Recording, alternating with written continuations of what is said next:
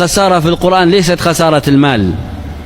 خسارة في القرآن خسارة العمر، أن تضيع عمرك. إذا قلبك ما دخل الإيمان، ولسانك ما تحرك بذكر الله جل جلاله، وجوارحك ما عرفت طريق العبادة، القيام والركوع والسجود، والحياة الدنيا ما استخدمت فيها أو امتثلت فيها أمر الله واستجبت فيها لما قال الله، فإنك خاسر لا محال. لذلك عندما نلقي نظرة على الخسارة بمفهوم الناس، نجد أن الناس فعلا مختلفون في هذا الباب، لأن الخسارة ضد السعادة. فبعض الناس يقول لك اللي عنده فلوس مرتاح، صح؟ طيب وجدنا عنده فلوس وانتحر ويملك مليارات، وين السعادة؟ أغنى دولة على وجه الأرض سويسرا، تسمى بنك العالم، من كثرة المال أكثر نسبة انتحار على وجه الأرض في سويسرا. إذن المال ليس هو مصدر الغنى. قارون آتيناه من الكنوز ما إن مفاتحه لتنوء بالعصبة أولي القوة إذ قال له قومه لا تفرح إن الله لا يحب الفرحين وابتغ فيما آتاك الله الدار الآخرة ولا تنس نصيبك من الدنيا وأحسن كما أحسن الله إليك ولا تبغي الفساد في الأرض إلى آخره. لكن كان جوابه إنما أوتيت على علم عندي. كانت النتيجة فخسفنا به وبداره الأرض. خلي الذهب ينفعه وخلي الكنوز تنفعه في جوف الأرض. بعضهم يقول السعادة في السلطان، الحكم.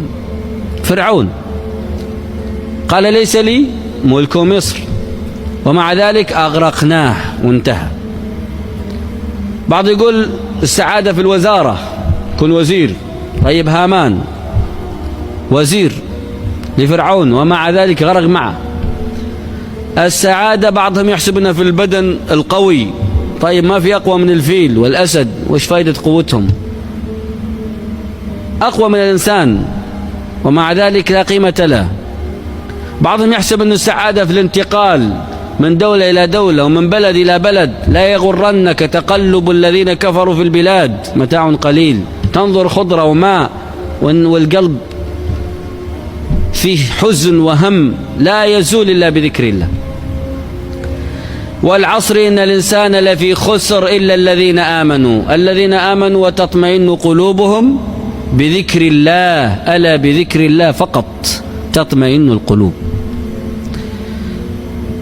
إلا الذين آمنوا وعملوا الصالحات. هل تعلم أن الإيمان إذا دخل القلب حرك البدن كله؟ فيتحرك اللسان بذكر الله لأن في القلب إيمان. سبحان الله، الحمد لله، لا إله إلا الله، الله أكبر. تذرف العين بالدمع من خشية الله لأن في القلب إيمان. تتحرك اليد في الصدقة في سبيل الله لأن في القلب إيمان. يقوم الجسد كله في جوف الليل تتجافى جنوبهم عن المضاجع قياما ركوعا سجودا لأن في القلب إيمان. يجاهد في سبيل الله لأن في القلب إيمان. يمشي على قدمي يصل الرحم يسعى للمسجد لأن في القلب إيمان. من خاف أدلج ومن أدلج بلغ المنزل. ألا وإن سلعة الله غالية، ألا وإن سلعة الله الجنة. إلا الذين آمنوا وعملوا الصالحات.